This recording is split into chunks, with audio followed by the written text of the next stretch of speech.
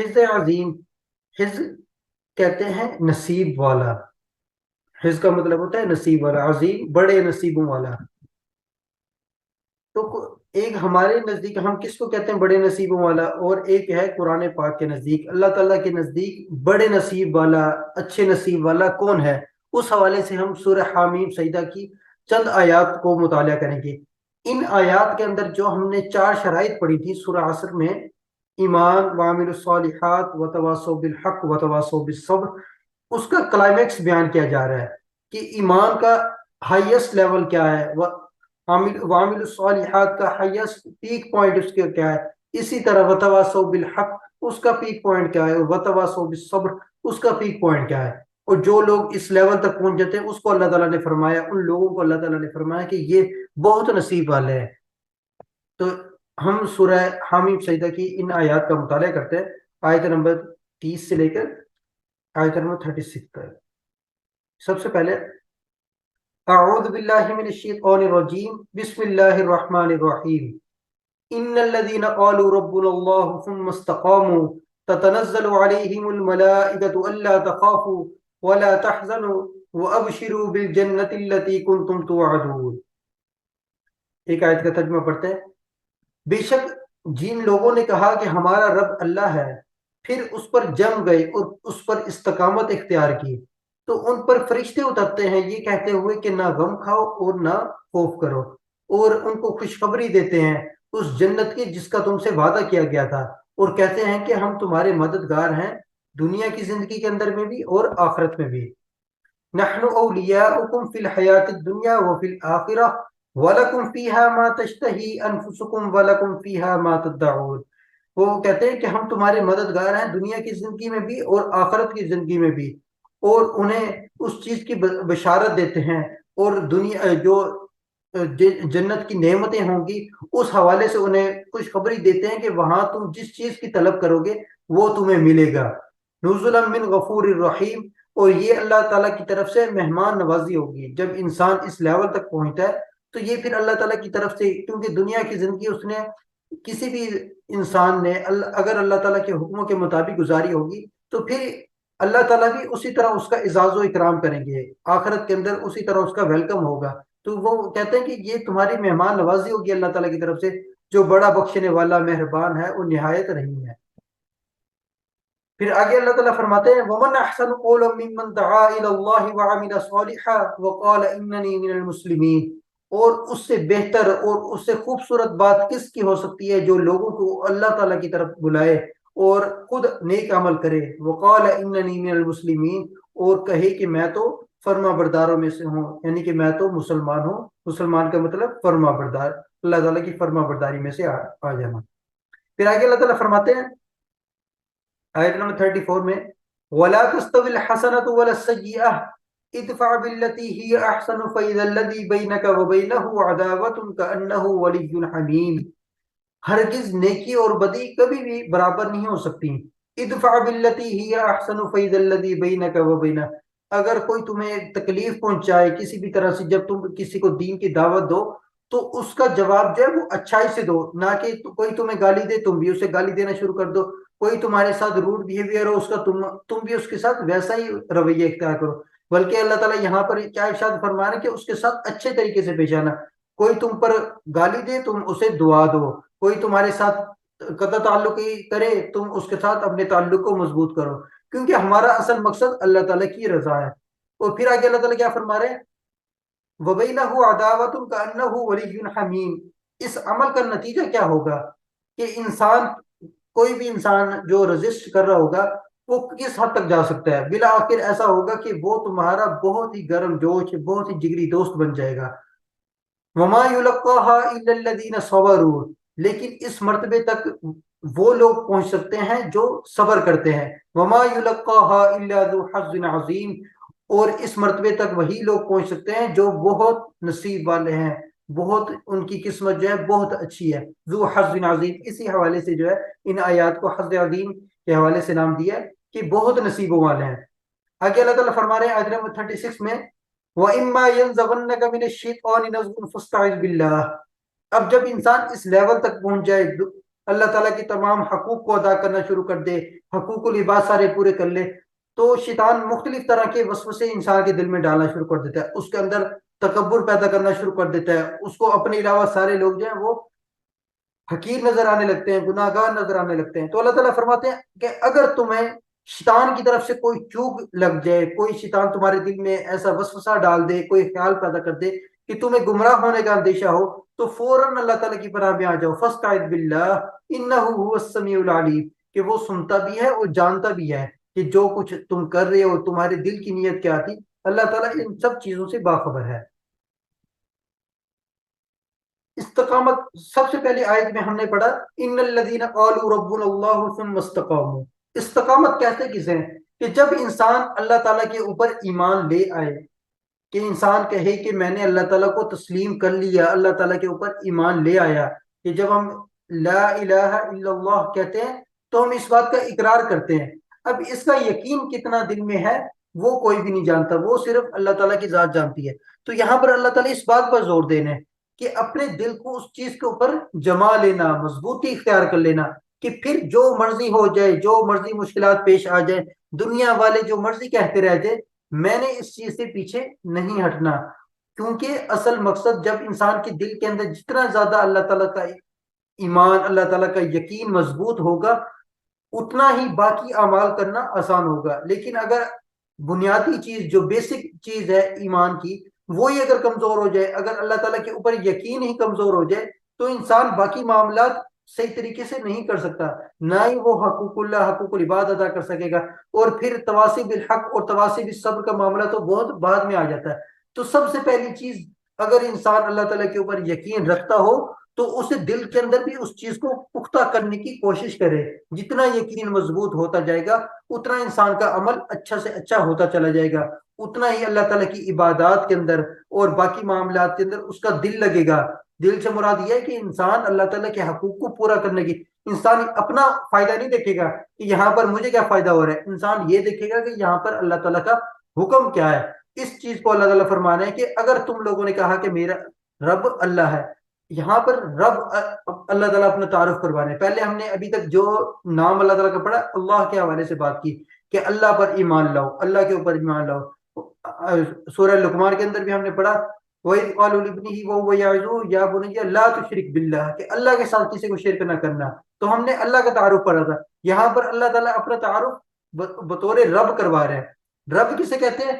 رب کہتے ہیں پالنے والے کو، جو انسان کی ساری ضرورتوں کو، ساری حاجات کو پورا کر رہا ہے، اس کو رب کہا جاتا ہے۔ کہ دنیا کے اندر نفع نقصان کسی بھی چیز کے اندر ہے، ہر چیز انسان کو صحت، تندرستی، بیماری، کوئی بھی چیز ہے، خوشی ہے، غمی ہے، کوئی بھی چیز انسان کو پہنچ رہی ہے، وہ رب اس کو رب کہتے ہیں، اس ہستی کو رب کہتے ہیں جو انسان کی ساری ضرورتوں کو پورا کرتا ہے۔ اس لیے اللہ تعالیٰ نے قرآن پاک میں بہت دفعہ اپنا تعارف بطور رب کروائے کہ میں تمہارا سارے انسانوں کا رب ہوں، میں مسلمانوں کا رب نہیں ہوں، بلکہ میں ساری کی ساری مخلوق کا، چاہے انسان ہو، چاہے جانور ہو، مختلف پانیوں میں رہنے والے جانور ہوں، زمین پر، ہوا میں جو بھی مخلوق ہے، میں ساری کی ساری مخلوق کا رب ہوں۔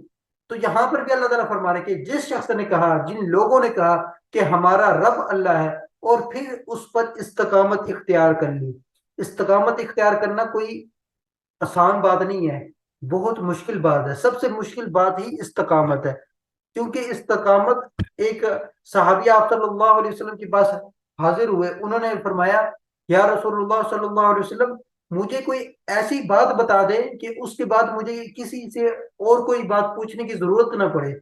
تو آپ صلی اللہ علیہ وسلم نے فرمایا قل آمنت باللہ ثم استقم، کہو کہ میرا رب اللہ ہے، میں ایمان لایا اللہ تعالیٰ پر، آمنت باللہ کہ میں ایمان لایا اللہ پر، ثم استقم اور پھر اس کے اوپر استقامت اختیار کرو، اس پر جم جاؤ۔ جم جانے کا مطلب کیا ہے؟ کہ پھر اللہ تعالیٰ کا کوئی حکم آ جائے تو پھر ہم کسی اور چیز کو نہیں دیکھیں گے، میرا دل کیا چاہتا ہے، لوگ کیا کہیں گے، میرا اس وقت موڈ ہے یا نہیں ہے، انسان کسی چیز کو نہیں دیکھے گا۔ ثم مستقم، فوراً اس چیز کی پیروی کرنا، فوراً اللہ کا حکم آیا، چاہے وہ عبادت کے معاملے میں ہو، حقوق العباد کے معاملے میں ہو، ہر کوئی بھی چیز ہو، اس کے اوپر استقامت اختیار کرنا۔ اور پھر اللہ تعالیٰ کیا فرماتے ہیں؟ تتنزل علیہم الملائکۃ الا تخافوا ولا تحزنوا، تو پھر ان کے اوپر فرشتے اترتے ہیں یہ کہتے ہوئے کہ نہ خوف کرو، نہ خوف کھاؤ اور نہ غم کرو۔ فرشتے کب اترتے ہیں؟ ایک تو انسان کے اوپر، جب انسان کے اوپر موت کا وقت طاری ہوتا ہے تو نزع کے وقت جب فرشتے آتے ہیں تو انسان کو خوشخبری دیتے ہیں، اس کو بشارتیں دیتے ہیں، اچھے لباس کے اندر ہوتے ہیں، گلدستے انہوں نے پکڑے ہوتے ہیں، تو اس طرح سے مختلف۔ دوسرا یہ کہ دنیا کے اندر اللہ تعالیٰ اپنے نیک بندوں کے ذریعے بھی انسان کو حوصلہ دیتا ہے کہ کوئی آپ کسی پریشانی کے اندر ہیں، کوئی اللہ تعالیٰ کی طرف سے کوئی آزمائش آ گئی ہے، تو اللہ تعالیٰ کسی بندے کو وسیلہ بناتے ہیں کہ وہ آپ کو ایک تسلی دیتا ہے کہ کوئی پریشانی کی کوئی بات نہیں ہے، اللہ تعالیٰ ہے نا، اللہ تعالیٰ تمام مشکلیں حل کر دے گا، اللہ تعالیٰ تمام معاملات کو آسان کر دے گا۔ تو اللہ تعالیٰ ان بندوں کے ذریعے سے بھی انسان کو تسلی دیتے ہیں کہ نہ خوف کھاؤ اور نہ غم کرو۔ خوف اور غم کیا چیز ہے؟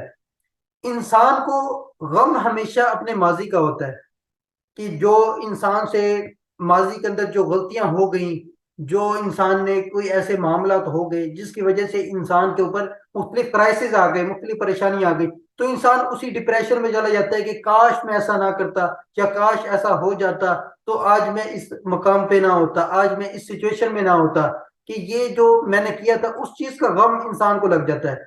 تو اللہ تعالیٰ فرماتے ہیں کہ یہ غم کوئی اچھی چیز نہیں ہے کہ انسان اپنے ماضی کو لے کر بیٹھا رہے۔ اور دوسری چیز ہے خوف۔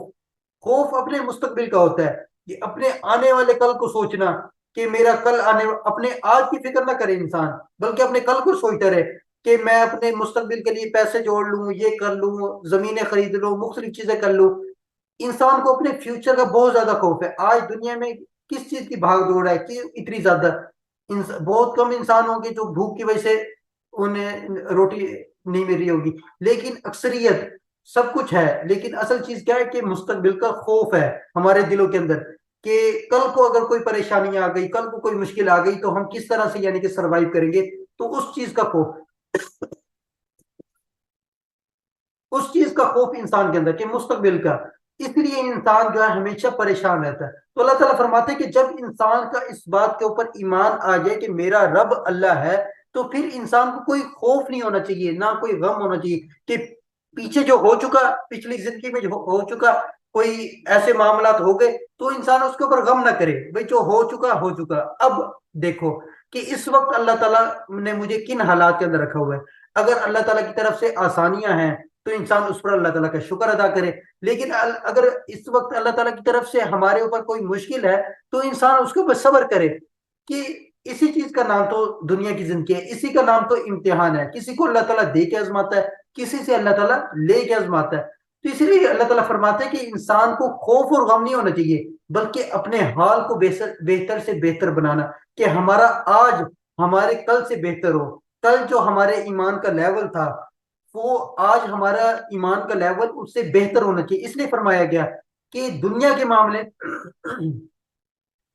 معاملے میں ہمیشہ اپنے اپنے سے جو نیچے کے لیول کے لوگ ہیں، اپنے سے کم تر لوگ ہیں، ان کو دیکھنا کہ ان کو بھی اللہ تعالیٰ، وہ بھی تو زندگی گزار رہے ہیں نا، تو اللہ تعالیٰ نے مجھے ان سے بہتر کنڈیشن میں رکھا ہوا ہے، بہتر صورتحال میں رکھا ہوا ہے، تو انسان اس پر اللہ تعالیٰ کا شکر ادا کرے۔ اگر انسان اپنے سے اوپر لوگوں کو دیکھے گا تو انسان کے دل کے اندر ناشکری پیدا ہوگی، جو اللہ تعالیٰ نے نعمتیں دی ہیں وہ بھی اللہ تعالیٰ، انسان اس پر بھی اللہ تعالیٰ کی ناشکری کرنا شروع کر دیتا ہے، کہ اللہ تعالیٰ نے مجھے یہ نہیں دیا، یہ چیز میرے پاس نہیں ہے۔ اس کا کیا نتیجہ نکلتا ہے کہ انسان اللہ تعالیٰ کی ناشکری کرتے کرتے انسان اللہ تعالیٰ کی جو حقوق ہے، جو اللہ تعالیٰ نے ذمہ داریاں دی ہیں، ان کو نظر انداز کرنا شروع کر دیتا ہے، اور پھر ایک وقت ایسا آتا ہے کہ انسان بالکل ہی اللہ تعالیٰ سے دور ہو جاتا ہے، اللہ تعالیٰ سے جو تعلق ہوتا ہے اس کا ختم ہوتا چلا جاتا ہے۔ تو انسان اپنے صرف حال کو بہتر سے بہتر بنانے کی کوشش کرے، کہ میرا آج میرے کل سے بہتر ہو، جو میرے ایمان کا لیول تھا۔ اور دین کے معاملے میں کیا کیا کہ اپنے سے اوپر کے لوگوں کو، کہ کوئی مجھ سے دین میں اچھا ہے، وہ چاہے عبادات کے اندر ہو، معاملات کے اندر ہو، کوئی ہم دیکھیں گے کوئی میرے سے اچھے نوافل بھی پڑھتا ہے تو میں بھی کوشش کروں نوافل پڑھوں، کوئی قرآن پڑھتا ہے تو میں بھی کوشش کروں کہ اس سے زیادہ قرآن پڑھنے کی کوشش کروں، کوئی بہت زیادہ ایماندار ہے، اس کا اخلاق بہت اچھا ہے، لوگوں کے ساتھ اچھے تعلقات ہیں، ایمانداری ہے، تو میں بھی کوشش کروں کہ میرے اندر ایمانداری اس سے کہیں زیادہ ہونی چاہیے۔ تو دین کے اندر بھی انسان دوسروں اپنے سے اوپر کے لوگوں کو دیکھے، کہ ہماری کوشش ہو کہ جو ہم سے زیادہ ہیں۔ تو اسی طرح جو کوئی اللہ تعالیٰ کے راستے میں قربانی دے رہا ہے، اللہ تعالیٰ کے دین کو نافذ کرنے کی کوشش کر رہا ہے، تو ہماری بھی یہ کوشش ہو، نہ کہ یہ صرف کہ انسان دنیا کی زندگی کو دیکھے اور دنیاوی معاملات کو دیکھے کہ لوگ کس طرح ترقی کرتے چلے جا رہے ہیں اور میرے پاس تو کچھ ہے ہی نہیں۔ اس چیز کا خوف انسان کے دل میں رہے گا تو انسان کبھی بھی اللہ تعالیٰ کے حقوق صحیح طور پر ادا نہیں کر سکے گا۔ اور یہ خوف اور غم آتا کب ہے؟ جب انسان کے دل میں اللہ تعالیٰ کا یقین، اللہ تعالیٰ کا ایمان مضبوط ہو جائے۔ اسی حوالے سے توکل کے حوالے سے ایک حدیث ہے، اس کی میں صرف عربی نہیں پڑھتا، ترجمہ آپ کو سنا دیتا ہوں۔ سیدنا ابو العباس عبداللہ بن عباس رضی اللہ تعالیٰ عنہ سے روایت ہے، وہ فرماتے ہیں کہ ایک روز میں سواری پر نبی کریم صلی اللہ علیہ وسلم کے پیچھے تھا۔ آپ صلی اللہ علیہ وسلم نے فرمایا، اے لڑکے، میں تمہیں چند مفید باتیں بتاتا ہوں۔ سب سے پہلے کیا فرماتے ہیں کہ تو اللہ تعالیٰ کے احکام کی حفاظت کر، اس کے احکام جو اللہ تعالیٰ نے احکامات دیے ہیں ان کی پابندی کر، وہ تیری حفاظت کرے گا۔ تو اللہ تعالیٰ کے احکام کی حفاظت کر، تو اسے اپنے سامنے پائے گا۔ جب تو سوال کرے تو اللہ تعالیٰ سے ہی سوال کر، اور جب تو مدد طلب کرے تو اللہ تعالیٰ سے ہی مدد مانگ۔ یاد رکھ، ساری دنیا کے لوگ جمع ہو کر تجھے فائدہ پہنچانا چاہیں تو وہ تجھے کسی بات کا فائدہ اور نفع نہیں دے سکتے سوائے اس کے جو اللہ تعالیٰ نے تیرے لیے مقدر کر رکھا ہے، اور اگر سارے لوگ مل کر تجھے نقصان پہنچانا چاہیں تو وہ تیرا کچھ بھی نہیں بگاڑ سکتے سوائے اس نقصان کے جو اللہ تعالیٰ نے تمہارے لیے مقدر کر رکھا ہے۔ اس کے بعد اس میں مزید اضافہ ہے، تو آپ صلی اللہ علیہ وسلم فرماتے ہیں کہ یاد رکھو، تو خوشحالی میں اللہ تعالیٰ کی طرف رجوع کرے گا، وہ تنگ دستی کی وقت تیری مدد کرے گا۔ ہمیں کیا ہوتا ہے کہ جب ہمارے اوپر خوشحالی آتی ہے، اللہ تعالیٰ کی نعمتوں میں اضافہ ہوتا ہے، تو بجائے ہم اللہ تعالیٰ کا شکر ادا کرنے کے، ہم دین سے دور ہوتے چلے جاتے ہیں، ہماری نمازیں ضائع ہونی شروع ہو جاتی ہیں، ہم پہلے قرآن کی تلاوت کر رہے تھے تو اس میں کمی آنا شروع ہو جاتی ہے، بجائے ہم اللہ تعالیٰ کا شکر زیادہ ادا کرتے، الٹا ہم اللہ تعالیٰ کی شکر کو کم کرنا شروع کر دیتے ہیں، اللہ تعالیٰ کے احکام سے دور ہونا شروع ہو جاتا ہے۔ تو آپ صلی اللہ علیہ وسلم فرماتے ہیں کہ اگر تم خوشحالی میں اللہ تعالیٰ کی طرف رجوع کرو گے تو وہ تنگ دستی کے وقت بھی تمہاری مدد کرے گا۔ اور یاد رکھو، جو چیز تمہیں نہیں ملی وہ تمہیں مل ہی نہیں سکتی تھی، اور جو کچھ تجھے مل گیا اس سے تو محروم نہیں رہ سکتا تھا۔ یاد رکھو، اللہ تعالیٰ کی مدد صبر سے وابستہ ہے، اور تکالیف و مصائب کے بعد کشادگی اور فراخی آتی ہے، اور تنگی کے بعد آسانی بھی ہوتی ہے۔ یہ میں نے ایک حدیث پڑھی ہے، یہ میرے پاس کتاب تھی، اس میں سے میں نے اس حدیث کا مطالعہ کیا کہ انسان کے دل میں اس بات کا یقین ہو کہ جو چیز مجھے ملے گی وہ ہمیشہ مل کر رہے گی، وہ کچھ بھی ہو جائے۔ اگر اللہ تعالیٰ نے میرے نصیب میں، میرے مقدر میں لکھ دی ہے کوئی عہدہ ہے، کوئی چیز ہے، تو اللہ تعالیٰ اس کے لیے، اس کے جو اس کے لیے محنت درکار ہوگی وہ اللہ تعالیٰ مجھ سے کروا لیں گے۔ یہ نہیں ہوگا کہ بغیر محنت ہی مل جائے، ہاں ایسا بھی ہو سکتا ہے، لیکن اللہ تعالیٰ اس کے لیے محنت بھی انسان سے کروا لیں گے۔ لیکن اس چیز کا خوف، اس چیز کا غم، یہ انسان کے دل میں نہیں ہونا چاہیے۔ اور جب انسان کے دل میں ایک آیت ہے، الا ان اولیاء اللہ لا خوف علیہم ولا هم يحزنون، اللہ تعالیٰ فرماتے ہیں کہ جن کو اللہ تعالیٰ ایمان نصیب کرتے ہیں، جو اولیاء اللہ کنہیں کہتے ہیں؟ جن کے دلوں کے اندر ایمان کی حقیقت ایمان وہ راسخ ہو چکی ہوتی ہے، وہ اللہ تعالیٰ کا ایمان جو ہے وہ حقیقی طور پر ان کے دلوں میں آ جاتا ہے، جس کی وجہ سے وہ اولیاء اللہ تعالیٰ کے دوست بن جاتے ہیں۔ تو ان کی کیا خصوصیت ہے؟ لا خوف علیہم ولا هم يحزنون، تو وہ نہ کوئی خوف کھاتے ہیں، نہ کسی چیز کے اوپر غمگین ہوتے ہیں کہ آج ہم کس حال میں اس پر انسان اللہ تعالیٰ کا شکر ادا کرے، نہ تو انسان خوف کھائے اور نہ ہی غمگین ہو۔ اور آخرت میں اہل ایمان کے لیے اجر کے حوالے سے کہ فرشتے ان پر اترتے ہیں تو کس بات کی خوشخبری دیتے ہیں؟ جنت کی، کہ انسان دنیا میں رہتا ہے تو اللہ تعالیٰ کے احکام کو جب پورا کرے گا، اور جب انسان اس دنیا سے جائے گا تو پھر اللہ تعالیٰ کی نعمتوں کا واقعی طور پر اس سے استقبال ہوگا، اللہ تعالیٰ کی رحمت، اللہ تعالیٰ کی نعمتیں تب اسے ملیں گی۔ ہاں دنیا میں بھی اللہ تعالیٰ اس کی آسانیاں حل کر سکتا ہے، لیکن یہ ضروری نہیں ہے، یہ کوئی قاعدہ نہیں ہے کہ اللہ تعالیٰ دنیا کے اندر اسے پریشانیاں دور کر دیں۔ اگر ایسا ہوتا تو آپ صلی اللہ علیہ وسلم اتنی تکلیف کے اندر دنیا سے نہ جاتے۔ جن کے لیے پوری کی پوری کائنات بنائی گی، ساری نعمتیں ان کے لیے، انہوں نے کس طرح سے زندگی گزاری، ساری زندگی گزار دی، حالانکہ جب آخری وقت آیا تو کیا حالت تھی، ہم نے اکثر پڑھا ہوا سنا ہوا ہے۔ تو اس لیے یہ دنیا کا کوئی اصول نہیں ہے اللہ تعالیٰ کا، نہ کوئی قاعدہ ہے کہ دنیا کے اندر بھی اس کے ہاں اللہ تعالیٰ کس کے ساتھ اچھائی کا معاملہ کرنا چاہے، اس کے اللہ تعالیٰ اسے نعمتوں سے نواز دے تو یہ اس کے لیے بہتر ہے، اس پر بھی انسان اللہ تعالیٰ کا شکر ادا کرے۔ لیکن اصل چیز کیا ہے؟ آخرت ہے، آخرت کی زندگی کو اللہ تعالیٰ نے فوکس کیا ہے۔ قرآن کا جو مین تھیم ہے، مین مقصد، وہ آخرت کی زندگی ہے۔ دنیا کی زندگی کو بار بار اللہ تعالیٰ نے فرمایا وَمَا الْحَيَاةُ الدُّنْيَا إِلَّا مَتَاعُ الْغُرُورِ، یہ دنیا دھوکہ ہے، دھوکے کی جگہ ہے۔ یہاں پر کوئی بھی چیز ہے وہ ہمیشہ کے لیے نہیں ہے، عارضی زندگی ہے، ایک نہ ایک دن ختم ہو جائے گی۔ یہاں جو نعمتیں ہیں وہ ختم ہو جائیں گی۔ آج جو چیزیں ہمارے پاس ہیں، جو گھر ہمارے پاس ہے، پہلے وہ کسی اور کے پاس تھا، کچھ سالوں بعد، کچھ عرصے بعد وہ کسی اور کے پاس ہو جائے گا۔ تو یہاں پر ہمارا کچھ بھی مستقل طور پر نہیں ہے، سب کچھ یہاں پر عارضی ہے۔ آج جو نعمتیں ہمارے پاس ہیں، جو چیزیں ہمارے پاس ہیں، کل وہ کسی اور کے پاس ہوں گی، اور جو ہمیں ملا ہے پہلے وہ کسی اور کے پاس تھا، آج ہمارے پاس ہے۔ تو یہ دنیا کا دستور ہے۔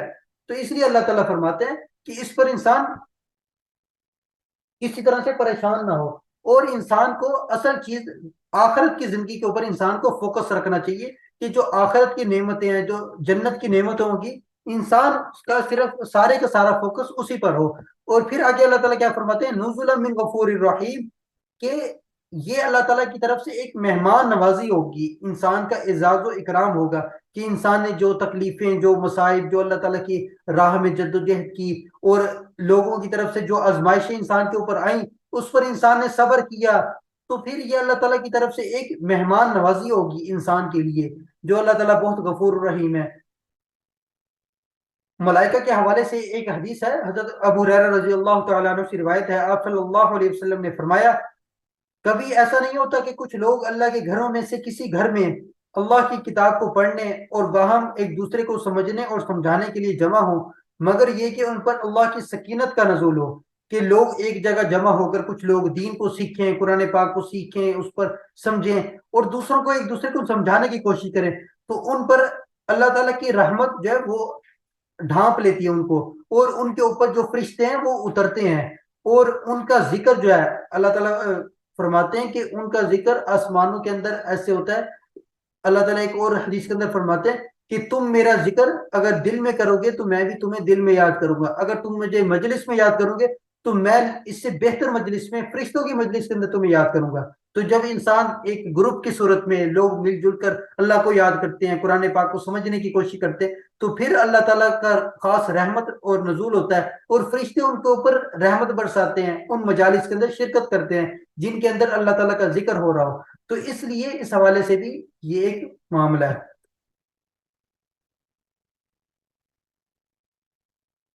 پھر آگے اگلی جو آیت ہم نے پڑھی تھی، وَمَنْ أَحْسَنُ قَوْلًا مِّمَّنْ دَعَا إِلَى اللَّهِ وَعَمِلَ صَالِحًا، یہ والی آیت، آیت نمبر 33، کہ اس سے بہتر بات کس کی ہو سکتی ہے۔ یہاں پر ابھی جو ہم نے بات کی ان الذین قالوا ربنا اللہ کی، ایمان اور وعامل الصالحات کے حوالے سے دو چیزیں ہم نے ڈسکس کی، کہ ایمان کا ہائیسٹ لیول کیا ہے، کہ انسان اگر ایمان لے آئے تو اس کا تم مستقامو، وعامل الصالحات کی یہ سب سے پیک پوائنٹ ہے کہ پھر سلنڈر کر دے، پھر اس کے اوپر کسی طرح کا، یعنی کہ انسان کو اعتراض نہ ہو کہ یہ ایسا کیوں ہے یا ایسا ہونا چاہیے تھا۔ ثم استقاموا، ہر چیز وہ حقوق اللہ ہے، حقوق العباد ہے، انسان ان سب چیزوں کے اوپر اپنے آپ کو جما لے۔ جب انسان یہ کرے گا تو پھر اللہ تعالیٰ نے اپنی رحمتوں کا، اپنی نعمتوں کا بھی تذکرہ کیا ہے۔ تو ان دو حوالے سے اگلی تین آیتوں کے اندر اللہ تعالیٰ تواسی بالحق اور تواسی بالصبر کے حوالے سے بات کریں گے۔ یہ جو ہم نے جتنی بھی آیات کا مطالعہ کریں گے، سورہ عصر میں جو 4 شرائط بیان کی گئی تھی، یہ انہی کی ڈیٹیل ہے، انہی کی ڈیٹیل کو ہم نے پہلے بھی جو ہم نے 4-5 لیکچر جو ہم نے پڑھے، جو ٹاپک کے حوالے سے بات کی، یہ ساری اسی کی ڈیٹیل ہے، اور قرآن پاک جو عملی اعتبار سے یہ ساری اسی کی ڈیٹیل ہے۔ ایمان، تواسی بالحق، تواسی بالصبر، وعامل الصالحات، حقوق کے حوالے سے یہ سارا اسی کے اوپر بیس کرتا ہے۔ تو عمل کے اعتبار سے یہ قرآن پاک کا کلائمیکس ہے۔ تو انسان کا اصل لیول جو جب انسان اللہ کو مان لے، اس پر استقامت اختیار کرے، جو اللہ تعالیٰ نے احکامات دیے ہیں ان کو ہر صورت پورا کرنے کی جتنی اس کے اندر استطاعت ہے۔ اللہ تعالیٰ قرآن پاک میں فرماتے ہیں یا ایھا الذین آمنوا اتقوا اللہ حق تقاتہ، کہ اے ایمان والو اللہ تعالیٰ کا تقوی اختیار کرو جیسا کہ اللہ تعالیٰ کا تقوی اختیار کرنے کا حق ہے۔ صحابہ نے عرض کیا یا رسول اللہ، اللہ کے تقوی کا حق کون ادا کر سکتا ہے؟ کہ انسان اللہ تعالیٰ کی ہر ایسی نافرمانی سے بچے کہ جو اللہ تعالیٰ کو ناپسندیدہ ہو، جن کاموں سے اللہ تعالیٰ نے روکا ہے. تو انسان مکمل طور پر نہیں ہو سکتا اس چیز کا کہ اللہ تعالیٰ فرمانے کہ جیسا حق ہے تو انسان تو اللہ تعالیٰ کا حق ادا ہی نہیں کر سکتا. آج ہم اپنی نمازوں کو دیکھیں، اپنے معاملات کو دیکھیں، تو کیا میں اپنے دل کو دیکھوں، کیا میں اللہ تعالیٰ کا واقعی حق ادا کر رہا ہوں؟ جس طرح نماز پڑھنے کا حق ہے، ایمان کا تو ہائیسٹ پیک پوائنٹ کیا ہے کہ عبادت ایسے کرو کہ جیسے تم اللہ تعالیٰ کو اپنی آنکھوں سے دیکھ رہے ہو، یا کم از کم اتنا ہو کہ اللہ تعالیٰ مجھے دیکھ رہا ہے. ہمارا تو وہ لیول نہیں ہے. تو اس پر انسان اللہ تعالیٰ سے معافی بھی مانگے. تو اس کا مین مقصد جو ہے. پھر آگے اللہ تعالیٰ فرماتے ہیں کہ وَمَنْ أَحْسَنُ قَوْلًا مِّمَّنْ دَعَا إِلَى اللَّهِ، اس سے بہتر بات کس کی ہو سکتی ہے جو لوگوں کو اللہ کی طرف بلائے. پہلے ہم نے بات کی تھی تواسی بالحق، کہ لوگوں کو باہم مل جل کر نیکی کا حکم دینا، حق بات کی تلقین کرنا. اس میں ہم نے سورہ لقمان میں پڑھا تھا یا بنی اقم الصلاۃ وامر بالمعروف وانہ عن المنکر، اے میری بیٹی نیکی کا حکم کر اور برائی سے منع کر. یہاں پر اللہ تعالیٰ فرما رہے ہیں کہ ڈائریکٹ اللہ تعالیٰ لوگوں کو اللہ تعالیٰ کی طرف بلانا، اللہ تعالیٰ کی دین کی دعوت دینا. ایک تو یہ ہے کہ آپ کسی کو یہ کہیں کہ بھائی اچھی بات کیا کرو، ایمانداری سے کام کیا کرو، اور جو بیسک ہیومن مورالٹیز ہیں، انسانی اقدار ہیں، اس حوالے سے بات کرنا. ایک یہ ہے کہ کلی کے کلی دین پر، یعنی کہ مکمل دین کے اوپر اس کو دعوت دینا کہ سارے کے سارے حقوق انسان ادا کرے، سارے کے سارے حقوق ادا کرے.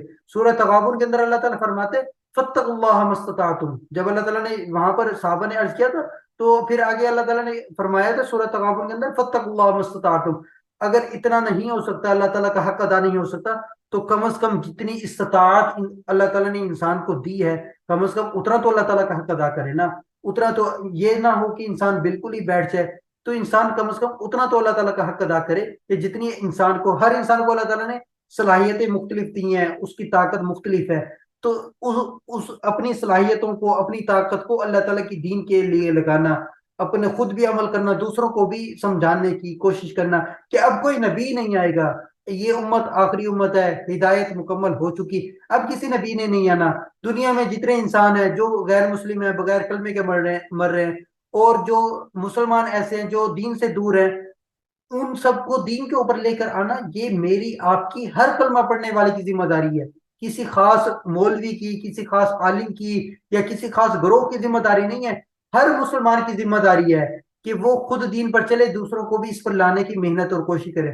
مرد مردوں کے کام کریں، ان کو دین کے اوپر لے کے آنے کی کوشش کریں. عورتیں عورتوں کو دعوت دے کہ ویسے بھی جیسے اکٹھے ہوتے ہیں تو ایک دوسرے کو دین کی دعوت دینا، بجائے انسان کسی اور معاملات کے اوپر بحث کرے. دنیا کے معاملات کے اوپر بحث ہوگی تو دنیا کی محبت دل میں آئے گی. جب آخرت کی بات ہوگی، جنت جہنم اللہ تعالیٰ کی بات ہوگی، تو اس چیز کا یقین، اس چیز کی حقیقت، اس چیز کا انسان کے دل کے اندر آئے گا. تو یہاں پر اللہ تعالیٰ فرماتے ہیں وَمَنْ أَحْسَنُ قَوْلًا مِّمَّنْ دَعَا إِلَى اللَّهِ، کہ انسان اس سے بہتر بات کس کی ہو سکتی ہے جو لوگوں کو اللہ تعالیٰ کی طرف بلائے.